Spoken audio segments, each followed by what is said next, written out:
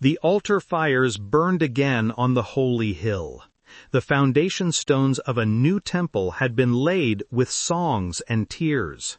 For a brief moment, hope had flickered in the ruins of Jerusalem. But the enemies of Judah were watching. When word spread that the exiles had returned and begun rebuilding, the peoples who had settled in the land during the years of desolation grew alarmed. These were the descendants of foreigners brought in by the Assyrians and Babylonians, people who had mixed the worship of the God of Israel with their own gods. They saw the returning Jews not as neighbors, but as threats. At first, they came with smiles and offers of help. "Let us build with you," they said. "We seek your God, just as you do. We have been sacrificing to him since the days of the Assyrian king who brought us here." But Zerubbabel and Jeshua saw through the offer. They knew that joining with these peoples would compromise everything they were trying to rebuild. The purity of worship, the faithfulness to the covenant, the very identity of Israel was at stake. "You have no part with us in building a temple to our God," they answered. "We alone will build it for the Lord, as King Cyrus commanded." The rejection stung, and from that day forward, the peoples of the land became open enemies. They set out to discourage and frighten the builders. They hired counselors to work against them at the Persian court. They spread rumors and accusations. They did everything in their power to stop the work. And it worked. The construction slowed. The people grew afraid. The opposition was relentless and exhausting. Slowly, the energy drained from the project. The half-built walls stood silent. The foundation stones gathered dust. For 16 years, the temple remained unfinished. 16 years of excuses. 16 years of fear. 16 years of saying, "The time is not right. The enemies are too strong. We cannot do this alone." The people turned inward. They built their own houses, paneled them with fine wood, planted their own fields. The ruins of God's house stood neglected, while their own homes grew comfortable. Then God sent prophets. Haggai and Zechariah rose up with words like fire. They confronted the people with their misplaced priorities and their forgotten promises. "Is it a time for you to live in your paneled houses?" Haggai demanded, "while this house lies in ruins? You have planted much, but harvested little. You eat, but never have enough. You drink, but are never satisfied.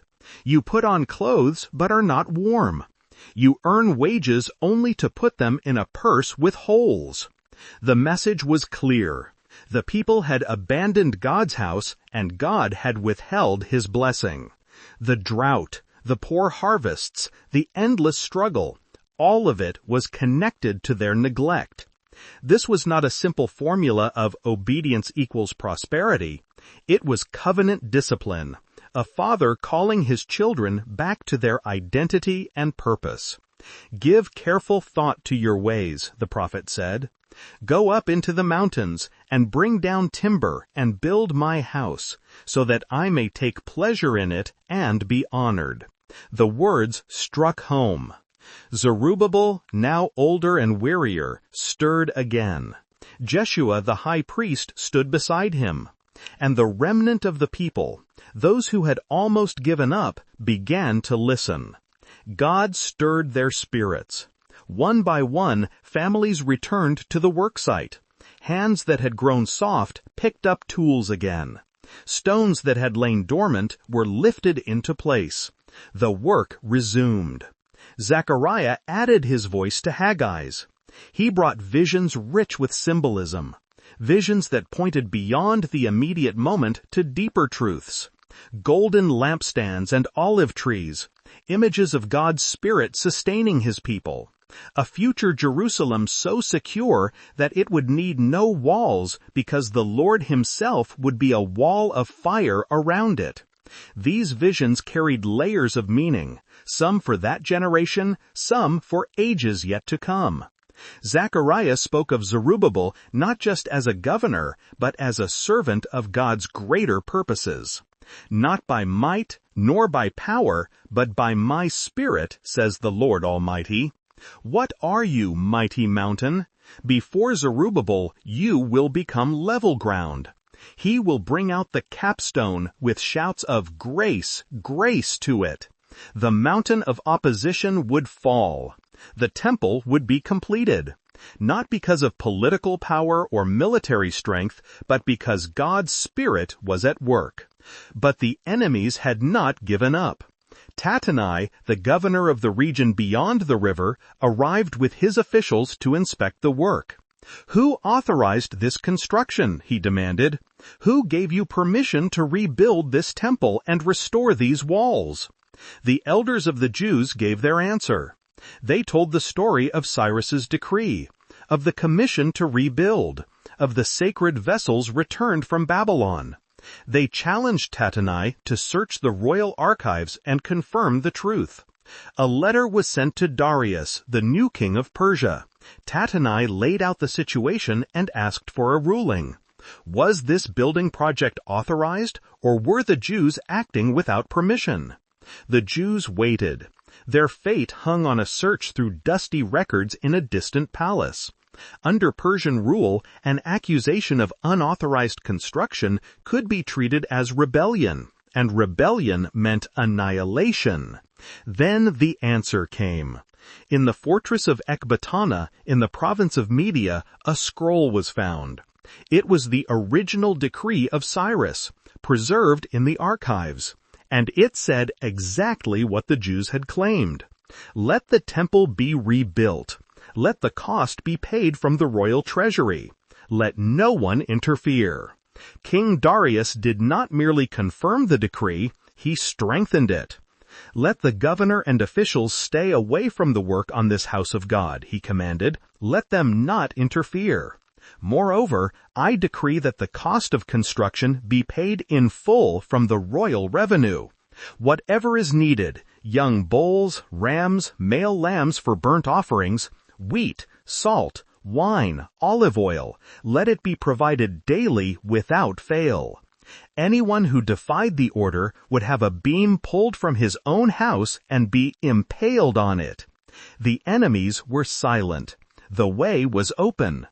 With renewed energy, and now with imperial backing, the people pushed forward. Stone by stone, the walls rose. The courtyards took shape. The holy places were prepared. In the 6th year of King Darius, the temple was finished. It had taken 20 years from the first return, 20 years of struggle, of opposition, of despair and renewal. But at last the house of God stood again on the holy hill of Jerusalem. The dedication was a day of great joy. The priests and Levites purified themselves.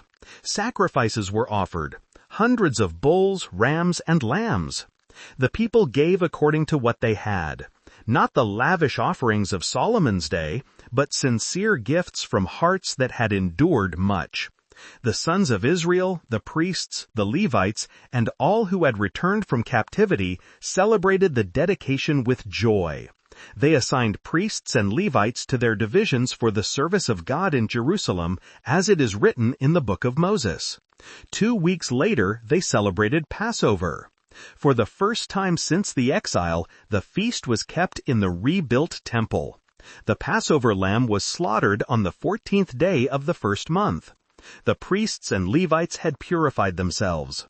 The exiles who had returned, along with all who had separated themselves from the impurity of the nations, ate the Passover together. They celebrated the festival of unleavened bread for 7 days with joy, because the Lord had filled them with joy by changing the attitude of the king of Assyria so that he assisted them in the work on the house of God, the God of Israel. The temple stood. Worship had returned. The people had come home. Yet this was not the glorious restoration the prophets had promised. The temple was smaller, simpler. The glory of God's presence had not filled it as in Solomon's day. The walls of Jerusalem still lay in ruins. The city remained vulnerable. The victory was real but incomplete, a partial fulfillment pointing towards something greater. And far away in Persia, new chapters were being written. Chapters that would bring new leaders, new crises, and new tests of faith. The temple was only the beginning. Thank you for listening to this episode of Exile and Return. If this story of perseverance through opposition and the completion of the temple moved you, please subscribe, like, and share this video. In the next episode, a new leader emerges from the Persian court. Ezra the scribe arrives in Jerusalem with a mission to restore not just the building, but the hearts of the people to the law of their God.